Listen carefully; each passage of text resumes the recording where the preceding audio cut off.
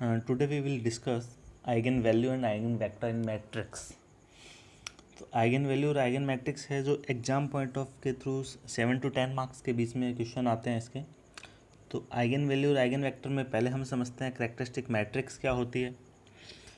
तो let A equals to n cross n matrix. तो सबसे पहले तो जो कोई भी मैट्रिक्स है वो स्क्वायर मैट्रिक्स होनी चाहिए।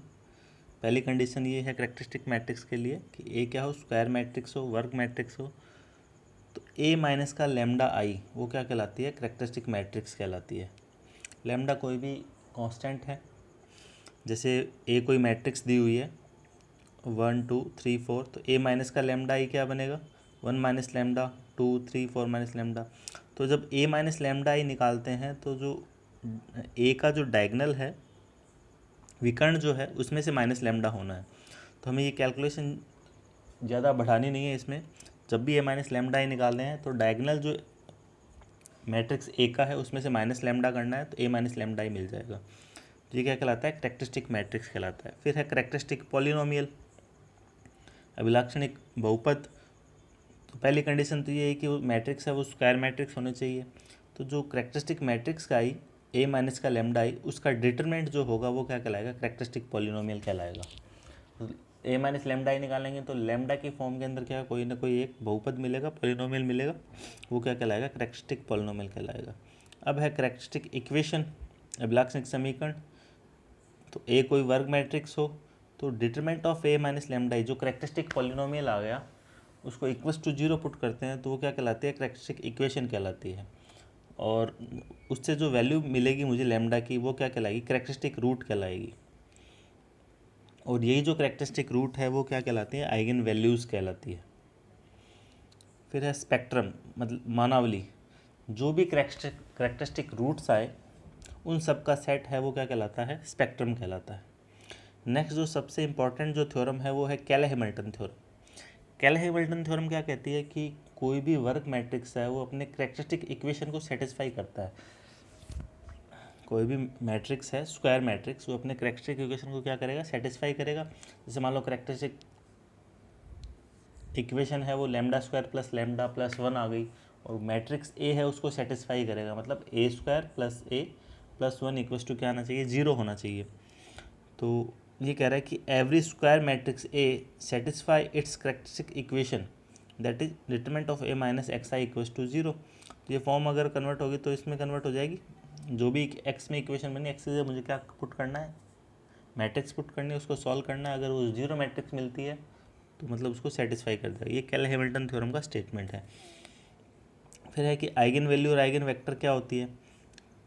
Late A be N cross N matrix, square matrix हो, देन ए नंबर, अब वो रियल हो सकता है या कॉम्प्लेक्स हो सकता है। Lambda is set to eigen value of matrix A if there exist a column matrix X of order N plus N cross 1 such that A X equals to lambda X. मतलब ए कोई square matrix है तो कोई एक number जो complex हो या रियल हो वो आइगन वैल्यू कहलाएगा उस मैट्रिक्स का। यदि मुझे एक कॉलम मैट्रिक्स मिले एन क्रॉस 1 की, इस प्रकार से कि A X equals to lambda X, तो जो लेमडा है वो कहलाती है आइगन वैल्यू और जो एक्स है वो क्या कहलाता है, आइगन वेक्टर कहलाता है। तो इसको हम सॉल्व करेंगे तो X minus lambda X equals to 0, तो A minus lambda I X equals to 0। तो लेमडा है वो आइगन वैल्यू कहलाएगी और एक्स है वो आइगन वेक्टर कहलाएगा। अब वर्किंग रूल देख लेते हैं कैसे हमें आइगन वैल्यू और आइगन वेक्टर निकालने हैं। सबसे पहला स्टेप है कि मुझे क्या करना है, कैरेक्टरिस्टिक इक्वेशन निकालनी है। कैरेक्टरिस्टिक इक्वेशन क्या होती है, determinant of A minus lambda equals to 0। वहाँ से हमें किसकी वैल्यू मिलेगी, लेमडा की वैल्यू मिलेगी। यही जो लेमडा की वैल्यू है वो क्या कहलाती है, आइगन वैल्यू कहलाती है। और आइगन वेक्टर है वो हमेशा आइगन वैल्यू के कॉरस्पॉन्डिंग निकलते हैं। जो भी आइगन वैल्यू आएगी उसके सापेक्ष हमें क्या निकालने हैं, आइगन वेक्टर निकालने हैं।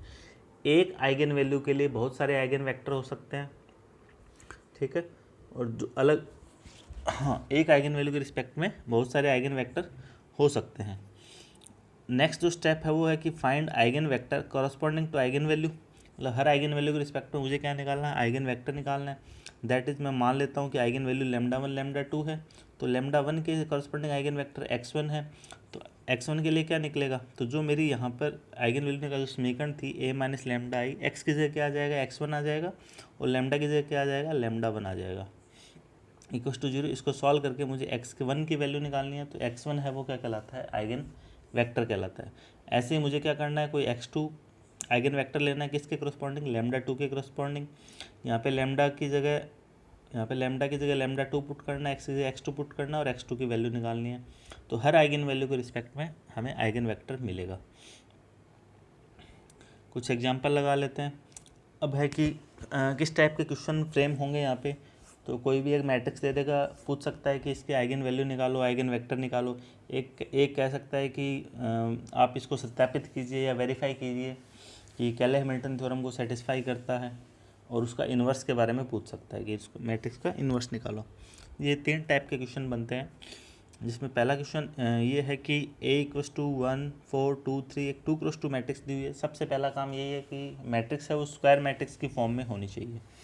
मुझे आइगन वैल्यू निकालनी है और ये देखना है कि जो मैट्रिक्स ए है वो सेटिस्फाई कर रहा है अपने कैरेक्टरिस्टिक इक्वेशन को, मतलब कैले हैमिल्टन के बारे में कह रहा है वो, और ए इन्वर्स निकालना है। तो आइगन वैल्यू के लिए क्या, आइगन वैल्यू कैसे निकालता है, determinant of A - lambda equals to 0। तो A - का डिटरमिनेंट मैंने निकाल लिया यहाँ पे, डिटरमिनेंट क्या आ गया, और लैम्डा की वैल्यू निकाल ली। तो लैम्डा की वैल्यू कितनी आ गई, 5 और -1। तो ये आइगन वैल्यू आ गई। अब वो कह रहा है कि हमें प्रूफ करना है कि ए है वो सेटिस्फाई करता है अपने कैरेक्टरिस्टिक इक्वेशन को। तो कैरेक्टरिस्टिक इक्वेशन क्या आई है, λ² - 4 λ - 5 इक्वल्स टू 0। तो ये कहता है कि ए है वो सेटिस्फाई करते हैं कैरेक्टरिस्टिक इक्वेशन को। तो लैम्डा की जगह क्या पुट कर देंगे, ए पुट कर देंगे। तो मुझे ये चेक करना है कि A² - 4A - का 5i, क्योंकि मैट्रिक्स फॉर्म में है तो 5i इक्वल्स टू क्या आना चाहिए। अगर 0 आता है तो मैं ये कह दूंगा कि ए है वो सेटिस्फाई कर रहा है उसके कैरेक्टरिस्टिक इक्वेशन को, या कैले हैमिल्टन थ्योरम को प्रूफ कर रहा है। तो हम ये देख लेते हैं। तो ए सेटिस्फाई द कैरेक्टरिस्टिक इक्वेशन कब, जब A² - 4A - 5i क्या आ जाए, 0 मैट्रिक्स आ जाए। तो मैं इसकी वैल्यू निकाल लेता हूँ। पहले A² निकाल लिया तो A² की वैल्यू ये आ जाएगी। अब A² - 4A - का 5i, A² - 4A - का 5i वैल्यू पुट कर देता हूँ। पहले A² पुट कर दिया, माइनस का 4A पुट कर दिया, 5i आइडेंटिटी मैट्रिक्स आई। इन सबको सॉल्व करता हूँ तो 0 मैट्रिक्स मिल जाएगी।